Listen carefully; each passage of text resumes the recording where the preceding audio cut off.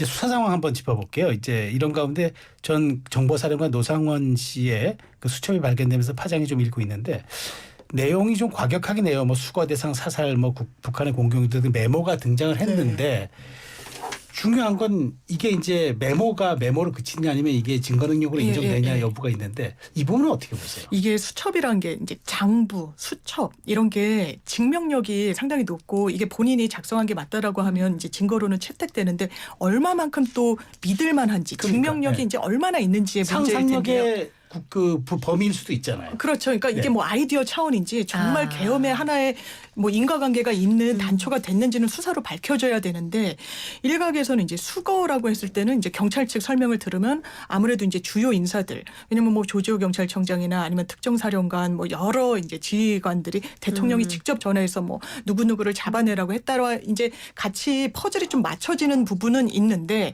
거기에 대해서 그렇다면 이 사람이 어느 정도나 관여했는지 그리고 북한 노발을 좀 자초하려고 했다라는 이런 부분과 관련해서도 일단 일부에서는 그렇다면 실제로 이제 NLL 해상에서 거의 한 7년 만에 그러니까 어떻게 보면 이게 항시적인 훈련이 아니었는데 지난 6월에 해병대가 백령도와 영평도에서 K9 자주포를 포함한 대규모 사격 훈련을 어쨌든 하거든요.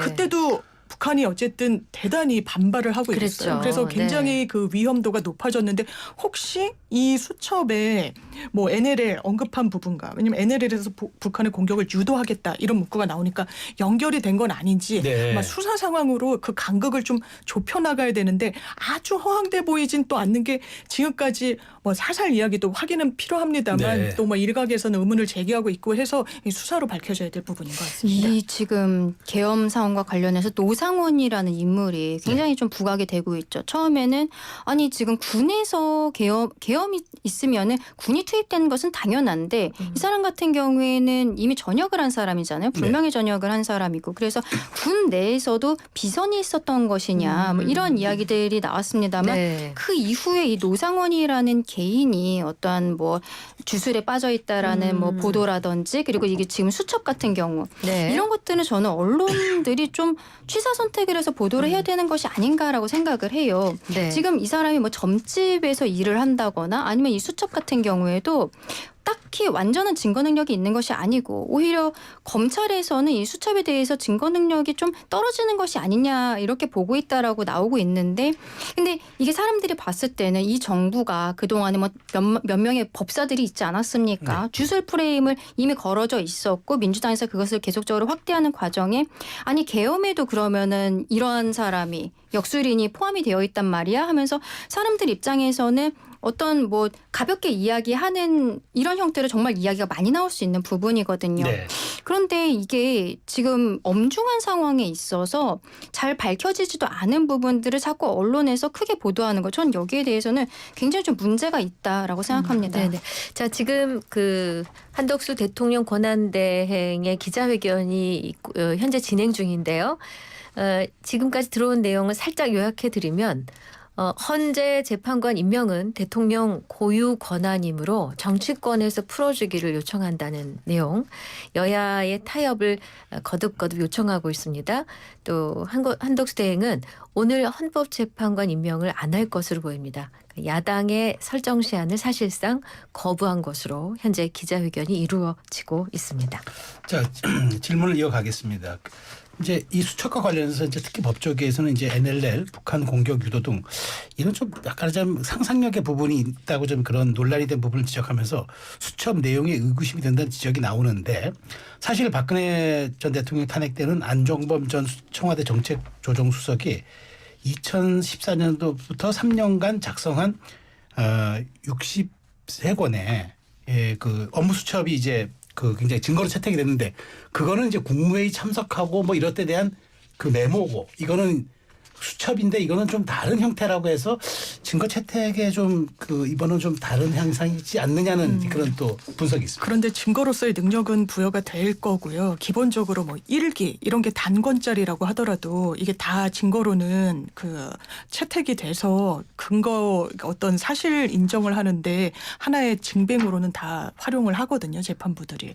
그러면 지금 노상원 씨가 이걸 아예 안 썼다고 하느냐. 그러니까 이른바 진정 성립이 아니라 내가 쓴 게 아닌데 이러면은 뭐 네. 필적 조회를 하고 뭐 이런 절차를 네, 네, 거치는데 이제 그런 상황이 아니라면 네. 그럼 그게 어떤 의미가 있느냐. 이를테면 계엄과 아무 상관없는 저 같은 사람이 막 뭐 수거, NLL 이런 거 쓰면 진짜 아무 의미가 없는 네. 거죠. 근데 노상원 씨는 그 패스트푸드점 CCTV를 그 대령들이 한번 따보라 그런 거 아닙니까? 네. 그랬더니 막 뭘 받아 적고 그 현직 대령들이 민간인인 이 노상원 씨 그리고 인사와 관련해서도 본인이 어쩌고저쩌고 이렇게 영향력을 행사할 수 있다라고 이야기를 하고 이런 부분과 관련해서는 계엄과 완전히 무관한 사람으로 보이느냐 그렇지는 않은 거예요. 그렇다면 이 사람이 적은 이 단어들의 이 이야기는 왜냐하면 이미 영장에 적시를 할 때 이 사람 계엄에 굉장히 중축을 했다라고 검찰이 적시를 했고 또 한 축은 또 포고령에도 이 작성을 했다라고 오늘도 김용현 전 장관이 포고령은 내가 쓴 거다. 대통령은 뭐 사후에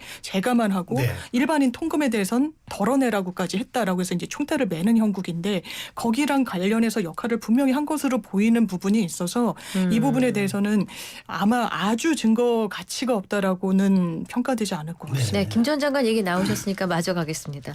이 노 씨의 수첩 및 증거 능력을 가지려면 김용현 전 국방부 장관의 연결 지점을 찾아야 할 텐데 막상 당사자인 김 전 장관은 이 노 씨가 대통령하고 관련이 없고 자신의 자문역을 맡았을 뿐이다 이런 입장을 밝혔죠. 맞습니다. 오늘 오전에 김용현 전 장관의 변호인 측이 기자회견을 하면서 노상원 전 사령관과 본인과의 관계에 있어서는 어느 정도 인정을 했지만 대통령까지 연결되지 않는다는 네. 것에 대해서는 명확히 했는데요. 그렇다면은 이 노상원 전 사령관의 이 수첩이라든지 이런 부분들이 어떠한 경위로 작성이 됐는지 이것들을 아마 검찰에서 이제 수사를 하게 될 것으로 보이는 것이죠. 네. 이게 다른 사령관이나 혹은 김용현 전 장관과의 대화 과정에서 뭐 북한을 언급했다거나 그런 것인가 혹은 그냥 혼자서 집에서 이렇게 메모를 하면서 쓴 것인가의 그 차이점이 있을 수 있겠는데 네. 아까 안종범 수석 이야기를 하셨잖아요. 네네. 안종범 수석은 이름 그대로 업무 수첩입니다. 그러니까요. 그러니까 청와대에서 근무를 하면서 대통령이 하는 말을 그렇죠. 적고 이런 회의에 수첩인데 배석해서 적은 거니까. 이 사람은 지금 군에서 근무하고 있는 사람은 아니잖아요. 네. 사적으로 쓰던 수첩이라는 것이죠. 그러면은 그 안에 업무용 그 이번 개헌과 관련해서 이야기할 때 썼던 내용도 있을 것이고 그것과는 상관없이 정말로 그냥 본인 혼자서의 메모를 작성한 것도 있을 수 있는 것인데 제가 말씀드리는 거는 이게 사적으로 쓴 그 메모일 가능성이 굉장히 높아 보이는데 저는 개인적으로 그렇게 생각합니다. 그런데 이것을 마치 북에서 통모를 한 것 마냥 그래서 외환죄가 되지 않느냐라고 민주당이 이제 네. 폭출을 하는 것이 저는 그게 문제가 있다는 거예요. 이 정도 지금 내란, 외환, 탄핵이라는 단어가 나오기까지 실질적으로 굉장히 여기에 어려움을 겪어야 되고 우리 모두가 이 불안한 상황에 대해서 극복하는 것 특히 수권 정당이 되겠다는 민주당은 국민을 불안하지 않게 해야 된다고 저는 생각하는데 네. 오히려 제대로 드러나지 않은 증거라고 지금 볼 수 없는 것들을 더 키우고 있는 입장이거든요. 그러니까 네. 이런 부분들이 문제가 있다라고 말씀드리는 것입니다. 네, 이 노상원 씨에 대해서 이제 또 여러 가지 지금 보도들이 쏟아져 나오는데 정보사령관으로서 이제 점집을 이제 몇 명과 함께 운영했던 것도 화제가 됐는데 과거 군 재직 시절에도 좀 기행이 있었다 네. 이런 보도가 있더라고요. 이게 오늘 또 이제 조선일보 등 조간을 통해서 이제 보도가 된 내용인데요. 네. 사실 들으면 뭐 실소가 나오기도 하고 좀 의아스럽기도 한데 대위 시절에 뭐 육사 후배들 손금을 봐준 건 굉장히 유명한 일화라고 하고요. 이제 작전과장 역임할 때 이제 소령직 책일 때 지휘통제실에 수함 선생실이라는 이제 별도의 공간 같은 걸 이렇게 칸막이를 네. 만들어놨다는 거예요. 그래서 저는 수함 선생이라고 자기를 부르라고 해서 거기를 그냥 수함 선생실이라고 이제 후배들이 그랬나 보다라고 네. 생각을 했는데 기사를 보면 아예 문패로 이렇게 만들어놨다라는 거예요. 자기 호인가요? 아호로 아마 추정이 네. 된다라는 건데 네. 그러면서 그 당시에 그러면 제재를 받지 않았느냐 했는데 어떤 이유인지는 모르겠지만 그 당시에 대대장은 뭐 별도로 주의를 주거나 이러지는 않았다라고 하고요.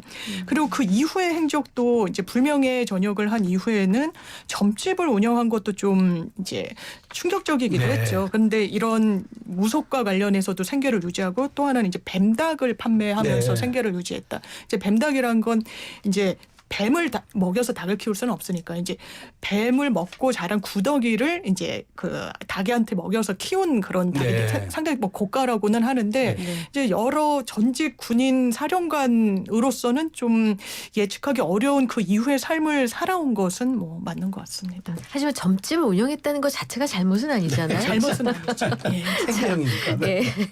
자, 근데 그나저나 이 한덕수 권한대행의 위상에 따라 탄핵 정족수가 달라집니다. 민주당은 총리로서 이 과반수면은 탄핵이 된다는 논리이고요. 또 여당에서는 대통령의 권한을 행사하니까 3분의 2 이상이어야 된다. 이런 의견으로 엇갈리고 있습니다. 이 부분에 대해서 어떻게 보고 계십니까?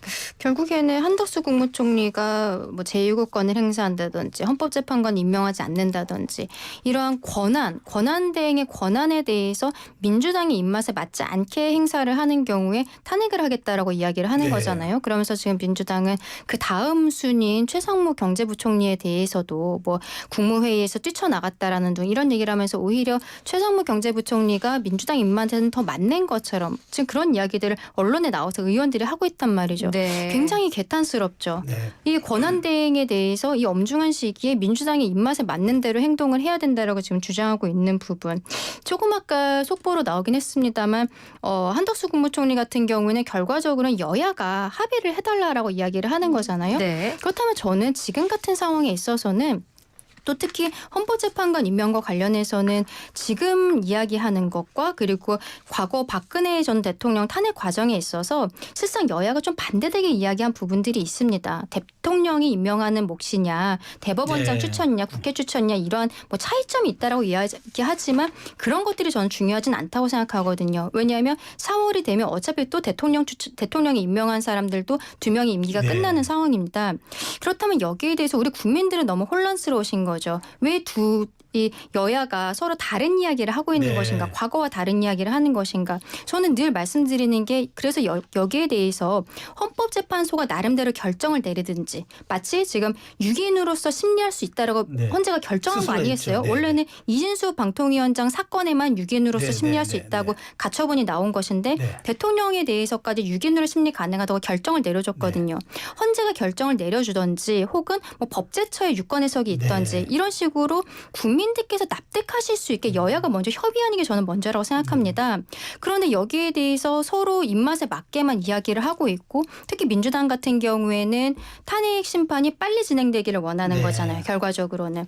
그러한 부분들에 있어서 이건 우리 국민들께서 보고 계시기 때문에 여야가 없는 부분이다라고 말씀드리고 싶습니다. 네, 네, 아쉽지만 알겠습니다. 여기까지 듣겠습니다. 시사 맛집 장강 장윤미 강전혜 변호사 두 분과 함께했습니다. 고맙습니다. 잘 들었습니다. 감사합니다.